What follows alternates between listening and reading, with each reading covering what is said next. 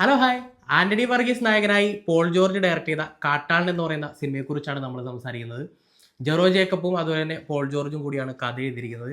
എടുത്തു പറയേണ്ട രണ്ട് പേര് അജനീഷ് ലോകനാഥിൻ്റെയും അതുപോലെ തന്നെ രവി ബാസുറിൻ്റെയും പേരാണ്. ബാക്ക്ഗ്രൗണ്ട് സ്കോർ ചെയ്തിരിക്കുന്നത് ഇരുവരുമാണ്. എന്താ പറയുക, കെ ജി എഫും അതുപോലെ തന്നെ നമ്മുടെ ബ്രഹ്മാണ്ഡ ചിത്രമായിട്ടുള്ള കാന്താരയും ബാക്ക്ഗ്രൗണ്ട് സ്കോർ ചെയ്ത ഇരുവരെയും പ്രൊഡ്യൂസർ ഷാരിഖ് മുഹമ്മദ് നമ്മുടെ മോളിവുഡിലേക്ക് എത്തിച്ചിരിക്കുകയാണ്. സിനിമ എങ്ങനെയുണ്ടെന്ന് ചോദിച്ചു കഴിഞ്ഞാൽ കുറേ ടെക്നിക്കൽ ബ്രില്യൻസ് കാണിച്ച ഒരു ബിഗ് സീറോ ആയിട്ടുള്ള ഒരു സിനിമയായിട്ടാണ് എനിക്ക് പേഴ്സണലി ഈ സിനിമ തോന്നിയിട്ടുള്ളത്. കാരണം നമ്മൾ ഈ കാട്ടപരാധം എന്നൊക്കെ നമ്മൾ പറയല്ലോ, ശരിക്കും കാട്ടപരാധമല്ല, കാട്ടിലെ അപരാധം എന്ന് വേണമെങ്കിൽ പറയാം. നമ്മൾ ഈ വെള്ളത്തിൽ വരച്ച വര അല്ലെങ്കിൽ ഐസ് കട്ടൊക്കെ പെയിന്റ് അടിക്കുക എന്നൊക്കെ ഉള്ള ഒരു പ്രയോഗം ഉണ്ടല്ലോ, ശരിക്കും അങ്ങനെയായിട്ട് എനിക്ക് തോന്നിയത്. കാരണം പെയിന്റ് ഒക്കെ അടിപൊളിയായിരുന്നു, പക്ഷേ അടിക്കുന്ന പെയിന്റ് ഐസ് കട്ടക്ക് മുകളിലാണല്ലോ, അതാണ് പ്രശ്നം. ഈ ഐസ് കട്ട എന്ന് ഞാൻ ഉദ്ദേശിച്ചത് സ്ക്രിപ്റ്റും സ്റ്റോറി ലൈനുമാണ്. ഭയങ്കര ക്ലീഷേ ആയിട്ടുള്ളൊരു സ്റ്റോറി ലൈനും സ്ക്രിപ്റ്റുമായിട്ടാണ് എനിക്ക് പേഴ്സണലി തോന്നിയത്. ഈ അടുത്ത കാലത്ത് കണ്ട എല്ലാ ഗ്യാങ്സ്റ്റർ അല്ലെങ്കിൽ ഒരു രണ്ട് ഗ്യാങ്ങുകൾ തമ്മിലുള്ള ഒരു വാറ് പരിപാടികളുള്ള സിനിമകളൊക്കെ അതിൽ വരാവുന്ന എല്ലാ ക്ലീഷേ എലമെൻസും പരിപാടികളൊക്കെ തന്നെയുണ്ട്. രണ്ട് രണ്ട് ഗ്യാങ്സ്റ്റർ, രണ്ട് ടീമുകളുടെ ഇടയിൽ വരുന്ന നായകൻ എങ്ങനെയുണ്ടാവും, അതിൻ്റെ പരിപാടികൾ, ക്ലൈമാക്സ്, ഭയങ്കര പ്രഡിക്റ്റബിൾ ആയിട്ടുള്ള ഒരു സ്റ്റോറി ലൈൻ. നമ്മൾ എത്ര ബേസ് എത്ര വീക്ക് കൊടുത്താലും അതിന് മുകളിൽ എത്ര കെട്ടിപ്പൊക്കിയാലും സിനിമ എത്ര ബ്രില്യൻസ് കാണിച്ചാലും സിനിമ നമുക്ക് കണക്റ്റ് ആവില്ല എന്നുള്ളതിൻ്റെ ഉദാഹരണം കൂടിയായിട്ടാണ് എനിക്ക് പേഴ്സണലി ഇത് സാധനം കണക്റ്റ് ആയില്ല. എക്സ്പെഷ്യലി ഡയലോഗ്സ് ഭയങ്കര വീക്കായിട്ടുള്ള ഡയലോഗ്സാണ്. പിന്നെ ചില ഡയലോഗ്സ് മാത്രം കുഴപ്പമില്ല എന്ന് തോന്നി. പക്ഷേ ഇത് ഡയലോഗ് ഡെലിവറി ചെയ്യുന്ന നടനിൽ നിന്ന് നമുക്ക് ആ സാധനം കിട്ടുന്നില്ലെങ്കിൽ, ഒരു പഞ്ച് കിട്ടുന്നില്ലെങ്കിൽ പോയില്ലേ കാര്യങ്ങൾ. ഒരുപാട് കാസ്റ്റ് ഉണ്ട്. ജഗദീഷ്, സിദ്ദിഖ്, ദുഷാ വിജയൻ്റെ ക്യാരക്ടർ കിട്ടിയതായിട്ടോ. അവർക്ക് കുറച്ചും കൂടി പരിപാടി കൊടുത്തിരുന്നെങ്കിൽ എന്നെനിക്ക് തോന്നി. പിന്നെ ഹനാൻ ഷാ ഉണ്ട്. ഹനാൻ ഷാ ഡയലോഗ്സ് ഒന്നുമില്ല, പക്ഷേ അങ്ങോട്ടും ഇങ്ങോട്ടൊക്കെ നടക്കുന്നുണ്ട് പുള്ളി. അങ്ങോട്ട് നടക്കുന്നു, ഇങ്ങോട്ട് നടക്കുന്നു. കുറച്ച് ഫൈറ്റ് പരിപാടികളൊക്കെ കൊള്ളായിരുന്നു. പിന്നെ ഞാൻ ഈ സിനിമ കണ്ടുകൊണ്ടിരിക്കുമ്പോൾ ഇൻ്റർവെല്ലിന് ഇറങ്ങിയപ്പോൾ എൻ്റെ മനസ്സിൽ തോന്നിയത് ഇതെന്തുകൊണ്ടാണ് 18+ കൊടുക്കാനുള്ള കാരണം ഒരുപാട് ആക്ഷൻ പരിപാടികളൊക്കെ ഉണ്ട്, തുരുതുര ആക്ഷൻ പരിപാടികളുണ്ട്. പക്ഷേ 18+ കൊടുക്കാൻ മാത്രം ഒരു സാധനമുണ്ടെന്ന് കണ്ടന്റ് എനിക്ക് തോന്നിയില്ല. പക്ഷേ ഇൻ്റർവെല്ലിന് ശേഷം കയറിയപ്പോഴാണ് എനിക്ക് മനസ്സിലായത് 18+ കണ്ടന്റ്, വയലൻസ് ഓടുകൂടിയുള്ള പരിപാടികൾ ഉണ്ടെന്നാണ് മനസ്സിലായത്. അപ്പം അങ്ങനെ എനിക്ക് തോന്നുന്നു ഒരുപാട് വയലൻസ് പരിപാടികൾ, മാർക്കോൻ്റെ അത്രയും വയലൻസ് ഒന്നുമില്ല, പക്ഷെ എന്നാലും അത്തരത്തിലുള്ള സാധനങ്ങൾ കാണാൻ ഇഷ്ടമുള്ള ആളുകൾക്ക് വേണമെങ്കിൽ പോവാം. പക്ഷേ നമ്മൾ എത്രത്തോളം ടെക്നിക്കൽ ബ്രില്യൻ്റ് ആയിട്ട് കാണിച്ചാലും നമുക്ക് ഒരു ഇമോഷണൽ കണക്ഷൻ കിട്ടണ്ടേ സിനിമയുമായിട്ട്. അത്തരത്തിലുള്ളൊരു കണക്ഷൻ എനിക്ക് പേഴ്സണലി കിട്ടിയില്ല. Performance wise Antony Varghese action പുള്ളി കിട്ടിയതിനായിട്ട് ചെയ്യുമെന്ന് നമുക്കറിയാലോ. ഈ കണ്ട സിനിമകളെല്ലാം പുള്ളി ആക്ഷൻ പൊളിയായിട്ട് ചെയ്തിട്ടുണ്ട്. പക്ഷേ ഡയലോഗ് ഡെലിവറി ഇത്തിരി പ്രശ്നമാണ്. കിടിലനായിട്ട് ചെയ്തിട്ടുള്ളത് ജഗദീഷ് കിടിലനായിട്ട് ചെയ്തിട്ടുണ്ട്. അതുപോലെ തന്നെ സിദ്ദിഖ് വരുന്ന ഇവരുടെയൊക്കെ ഒരു സിദ്ദിഖിൻ്റെ ഒക്കെ ഒരു ഓറയുണ്ടല്ലോ പരിപാടി, അത് കിടിലനായിട്ട് വർക്ക് ചെയ്തിട്ടുണ്ട്. ദുഷാ വിജയൻ ഞാൻ നേരത്തെ പറഞ്ഞ അടിയിലായിട്ട്. സുനിലിൻ്റെ ഒരു വളർച്ച ഒരു കിടിലമായിട്ട് കോമഡി ആർട്ടിസ്റ്റായിട്ട് വന്നിട്ട് അയാൾക്ക് ഒരു ഓറയുണ്ട്. പ്രത്യേകിച്ച് ഫസ്റ്റ് ഹാഫിൽ കുറേ പരിപാടികളൊക്കെ പുള്ളി ചെയ്തിട്ടുണ്ട്. സെക്കൻഡ് ഹാഫിലുണ്ട്, പക്ഷേ ഫസ്റ്റ് ഹാഫിൽ ആ തുടക്കത്തിലുള്ള എനിക്ക് പിന്നെ സുനിലിൻ്റെ യങ് ആയിട്ടുള്ളൊരു ക്യാരക്ടർ ചെയ്തിട്ടുണ്ട്. ടീനേജ് പ്രായത്തിലുള്ളൊരു കിടിലനായിട്ട് ചെയ്തിട്ടുണ്ട്. നമ്മൾ സിനിമ തുടങ്ങുമ്പോൾ തന്നെ അതാണ് കാണുന്നത്, അടിപൊളിയായിട്ട് ചെയ്തിട്ടുണ്ട്. പിന്നെ ടിപ്പിക്കൽ കുറേ ക്യാരക്ടേഴ്സ്, ഈ ഞാൻ പറഞ്ഞില്ലേ ഒരു ക്ലീശേ സ്റ്റോറിയിൽ വരാവുന്ന ഒരു കാട്ടിലുള്ള ഒരു ജനത, അതിൽ രണ്ട് ഗ്യാങ്സ്റ്റർ പരിപാടി, അതിൻ്റെ ഉള്ളിൽ വന്ന് നായകൻ അവരുടെ ആളാവുന്ന, ഇതൊക്കെ തന്നെ പരിപാടി. സ്പോയിലറൊന്നുമില്ല, ഇതൊക്കെ നമുക്ക് മനസ്സിലാവുന്ന സാധനമാണ്.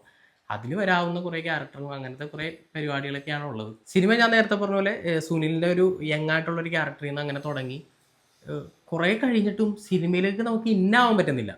എന്തെങ്കിലും ഒരു ഹുക്ക് ഇട്ട് വെക്കണമല്ലോ സിനിമയുടെ തുടക്കത്തിൽ. തുടക്കത്തിലെങ്കിലും കുറച്ച് കഥ പറഞ്ഞു പോകുന്ന ഏതെങ്കിലും ഒരു പാട്ടിലൊരു ഹുക്ക് വേണം നമുക്ക് സിനിമയിലേക്ക് ഇന്നാവണമെന്നുണ്ടെങ്കിൽ. അങ്ങനെ ഒരു ഇന്നാവാൻ പറ്റുന്നില്ല സിനിമയിൽ.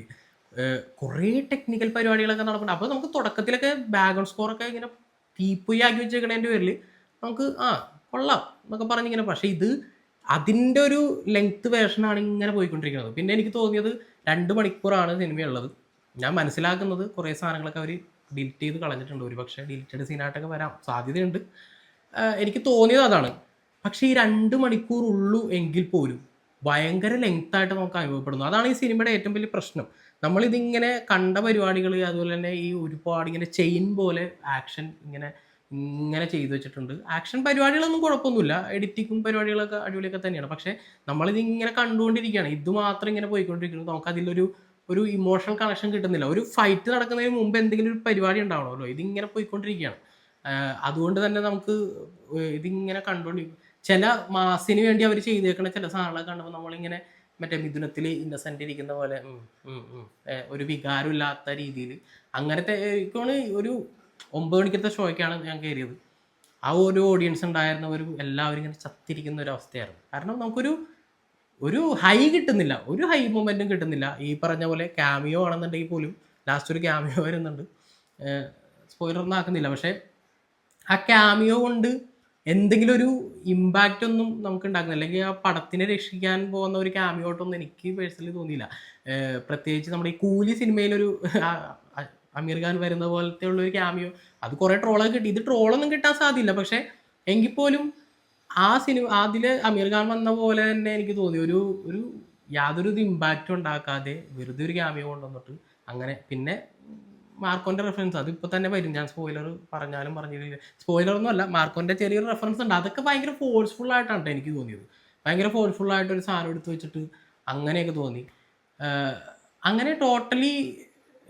പിന്നെ ഈ ഒരുപാട് വയലൻസ് കാണിക്കാതിരിക്കാൻ കുറേ പരിപാടികൾ ചെയ്തു എന്ന് എനിക്ക് തോന്നുന്നു. പ്രത്യേകിച്ച് പ്രൊഡ്യൂസർ പറഞ്ഞിരുന്നു ഇനി വയലൻസ് അങ്ങനത്തെ ഉള്ള സിനിമകൾ ഇനി ചെയ്യുന്നില്ല എന്നുള്ളൊരു സാധനം ഞാനിവിടെ കേട്ടു. അതിന് വേണ്ടിയിട്ടായിരിക്കാം ഒരുപക്ഷെ കുറേ സാധനങ്ങൾ കട്ട് ചെയ്തതെന്ന് തോന്നുന്നു. കുറേ ഫൈറ്റ് ആസ്വദിക്കാൻ ഇഷ്ടമുള്ള ആൾക്കൊക്കെ പോകാം. പക്ഷേ നമ്മൾ എന്തൊക്കെ ടെക്നിക്കൽ ബ്രില്യൻസ് കാണിച്ചാലും സിനിമ നമുക്ക് ഇമോഷണലി ഒരു സാധനം കണക്ഷൻ കിട്ടണം. അങ്ങനെ ഒരു കണക്ഷൻ എനിക്ക് പേഴ്സണലി ഇതിൽ കിട്ടിയിട്ടില്ല. പിന്നെ പ്രധാനപ്പെട്ട ഒരു ക്യാരക്ടർ ചെയ്തത് കബീർ ദുഹൻ സിംഗ്, ഒരു പ്രധാനപ്പെട്ട ഒരു ക്യാരക്ടറിൻ്റെ മാർക്കോലൊക്കെ ഉണ്ടായിരുന്ന പുള്ളി അടിപൊളിയായിട്ട് ചെയ്തിട്ടുണ്ട്. അത് പുള്ളിയുടെ ഒരു ഓരോ പരിപാടികളൊക്കെ രസമായിട്ട് പുള്ളിക്ക് ഡബ് ചെയ്തിരിക്കുന്നതും കൊള്ളാം. അതുപോലെ തന്നെ സുനിലിൻ്റെ ഡബ്ബിങ്ങും കൊള്ളാം. പക്ഷേ ഡയലോഗ്സ് ഭയങ്കര വീക്കായതിൻ്റെ ഒരു പ്രശ്നമുണ്ട്. പിന്നെ എനിക്ക് തോന്നിയത് ആക്ഷൻ ചെയ്തിരിക്കുന്നത് കെച്ച കംഫഗടി എന്ന് തന്നെയാണ് പ്രൊണൗൺസ് ചെയ്യുന്നതെന്ന് എനിക്ക് തോന്നുന്നു. ഞാൻ അദ്ദേഹത്തിന് അങ്ങനെ കാര്യമായിട്ടൊന്നും ഫോളോ ചെയ്തിട്ടില്ല. ഇപ്പോൾ ലിസ്റ്റ് എടുത്ത് നോക്കിയപ്പോഴാണ് അങ്ങനെ ഒരു ആക്ഷൻ്റെ ഒരു പേര് കണ്ടത്. ആക്ഷൻ പരിപാടികളൊക്കെ ഞാൻ നേരത്തെ പറഞ്ഞ പോലെ കുഴപ്പമില്ലായിരുന്നു. അത് കൊറിയോഗ്രാഫി ചെയ്തിരിക്കുന്നതും ക്യാമറ ചെയ്ത് എഡിറ്റ് ചെയ്തിരിക്കുന്നതും കൂടുതൽ മൊത്തം കാടാണ്, കാടിൻ്റെ ഉള്ളിലുള്ള പരിപാടികളാണ്. അപ്പോൾ പിന്നെ ഒരു കാര്യം, കുറേ സിനിമകളുടെ റെഫറൻസ് ഉണ്ടെന്ന് ഞാൻ പറഞ്ഞല്ലോ. അതിൽ എനിക്ക് കുറേ ഭാഗത്തൊക്കെ തോന്നിയത് നമ്മുടെ പുഷ്പ പോലെയുള്ള പരിപാടികളൊക്കെ, പുഷ്പയുടെയൊക്കെ കുറേ പരിപാടികളുണ്ട്. എനിക്ക് തോന്നുന്നത് ഈ പടം കന്നഡ തെലുങ്ക് ഇൻഡസ്ട്രിയിലൊക്കെ ഹോംബാലയൊക്കെ ഇതിൻ്റെ ഇതെടുത്തിട്ടുണ്ട്, അവിടെ വിതരണത്തിനെടുത്തിട്ടുണ്ട്. ചിലപ്പോൾ ഒരു പക്ഷേ വർക്കാവുമായിരിക്കും. പിന്നെ ഇതുപോലുള്ള കുറേ സിനിമകൾ കണ്ടതിൻ്റെ പേരിൽ ചിലപ്പോൾ തിരസ്കരിക്കാനും സാധ്യതയുണ്ട്, അങ്ങനെയും പറയാം. എന്തായാലും എനിക്ക് സാധനം വർക്കായിട്ടില്ല. നിങ്ങൾക്ക് എത്രത്തോളം ടെക്നിക്കൽ ബ്രില്യൻസ് കാണിക്കുന്ന സിനിമകളൊക്കെ ചിലപ്പോൾ ഇഷ്ടപ്പെടുന്ന ആളുകൾക്കാണെങ്കിൽ ചിലപ്പോൾ ഒരു പക്ഷേ എന്നാലും ഇങ്ങനെ കണ്ടുകൊണ്ടിരിക്കാനൊക്കെ ഇത്തിരി ബുദ്ധിമുട്ടാണ്. ഒരു നിർവികാരതയായിരുന്നു തിയേറ്ററിൻ്റെ അകത്ത്. നിങ്ങൾക്ക് വേണമെങ്കിൽ സിനിമ കാണാം. ഇതെൻ്റെ പേഴ്സണൽ ഒപ്പീനിയനാണ് പറയുന്നത്. എങ്ങനെയുണ്ടെന്ന് നോക്കിയിട്ട് കമൻറ്റിൽ രേഖപ്പെടുത്താം.